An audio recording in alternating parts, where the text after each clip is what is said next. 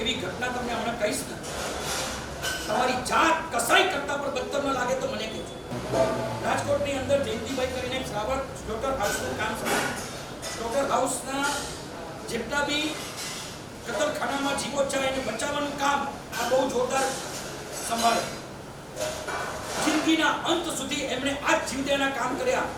જેવી ત્યાંથી ગાડી નીકળે એટલે તરત બાતમી મળે, યંગસ્ટરની ટીમ ત્યાં પહોંચી જાય, ખિલ્લા નાખીને કોઈ પણ રીતે ગાડી ઠોકીને પણ એની ગાડીને રોકે. ઓલા ડ્રાઈવર તો ભાગી જાય, જીવોને બચાવી લે, આબાદ બચાવી લે. અને આ રીતે વર્ષો સુધી આ કામ એમણે કર્યું. રાજકોટમાં વસતા જેટલા પણ 60-70-100 કસાઈ પરિવારો એના માટે આ એક નંબરનો દુશ્મન કહેવાય. કરોડોનો બિઝનેસ તો લોસ આ શ્રાવક દ્વારા એમને થયેલો. કે પેમેન્ટ પહોંચી ગયું હોય 2-5 લાખ, અને પછી ત્યાંથી પશુ નીકળે, વચ્ચેથી પશુઓ આ પોતે રિસ્ક્યુ કરી લે, પૈસો ગયો, માલ ગયો. એ લોકોની નજરમાં તો માલ આપણા માટે જીવ છે, અને બંને જાય. આ રીતે કરોડોનું નુકસાન આ કસાઈ સમાજને આ એક વ્યક્તિ માટે થયો. હવે કમાલની વાત, જે દિવસે જયંતિભાઈની ડેથ થઈ, કુદરતી મોત આવી, 100% કસાઈ સમાજ માટે ઉજાણી કરવાનો દિવસ કહેવાય. કસાઈ સમાજમાં એમ થાય કે હવે આ આપણો એક નંબરનો શત્રુ ગાયબ, મરી ગયો, ઉઠી ગયો, હવે મજેથી ધંધો કરશું. જે પૈસા લોસ થયા છે એ પૈસા કવર કરવાનો સમય હવે આવી ગયો છે. આવનારા 2-3 વર્ષમાં પૈસા કવર અપ કરી લેશું આપણે. આનંદનો દિવસ હોઈ શકે. એક દિવસની વાત છે, જયંતિભાઈ ઓફ થયાના 5 દિવસે પ્રાર્થના સભા રાખી. વ્યક્તિત્વ એવું જોરદાર કે જેના કારણે રાજકોટના બધા જ સમાજના લોકો એમના પ્રાર્થના સભામાં આવેલા. મોટો ફોટો લગાવેલો, વ્હાઇટ એન્ડ વ્હાઇટમાં. સિંગર પોતે સભ્યતા કરાવે, એન્કર બધું તમને એના ગુણો ગાય.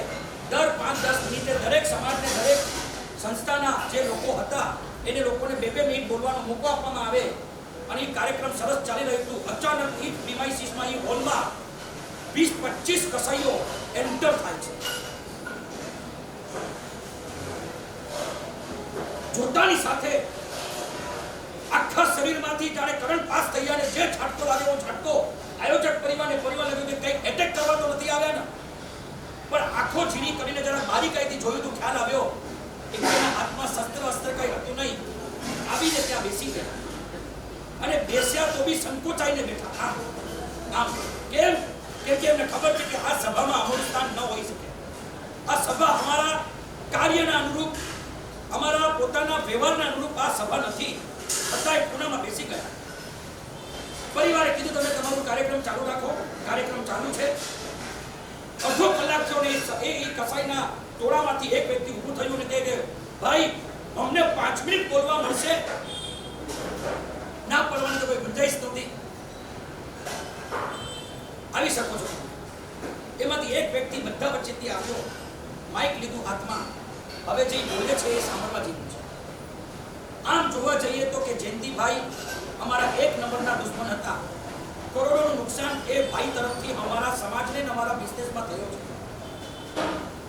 પણ અમે પણ માનીએ છીએ મારવા વાળા કરતા જીવાડવા વાળો મહાન હોય છે.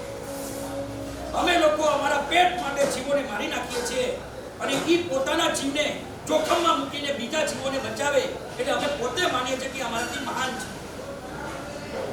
આજે આખું રાજકોટ બધા જ લોકો એમને શ્રદ્ધાંજલિ આપવા આવે. એ અમારા દુશ્મન છે, બીજા નંબર પર. અમારા કરોડોનું નુકસાન એમના કારણે થયું, બીજા નંબર ઉપર. પણ ગમે તે તો એમની મહાનતા, એમાં કોઈ પણ જાતનું અમે લોકો સમાધાન કરી શકીએ એમ નથી. અને માટે તમે એમને શ્રદ્ધાંજલિ દેવા, તમે ભલે અમને આમંત્રણ નથી આપ્યું, પણ અમે આવ્યા છીએ. અને આજે કસાઈ સમાજ તમારા બધાની સામે એક વાત જાહેર કરે છે કે આજે કસાઈ સમાજ આવા શ્રાવકને, આવા એક મહાન વ્યક્તિને એમના મરણ સભામાં, પ્રાર્થના સભામાં શ્રદ્ધાંજલિ અર્પણ કરવા આવે છે. અને આ શ્રદ્ધાંજલિ અમારી એ રહેશે કે એમના દર વર્ષે એમની પુણ્યતિથિએ કસાઈ સમાજ નક્કી કરે છે કે આખા કતલખાના રાજકોટના અમે સ્વેચ્છાથી બંધ રાખીશું.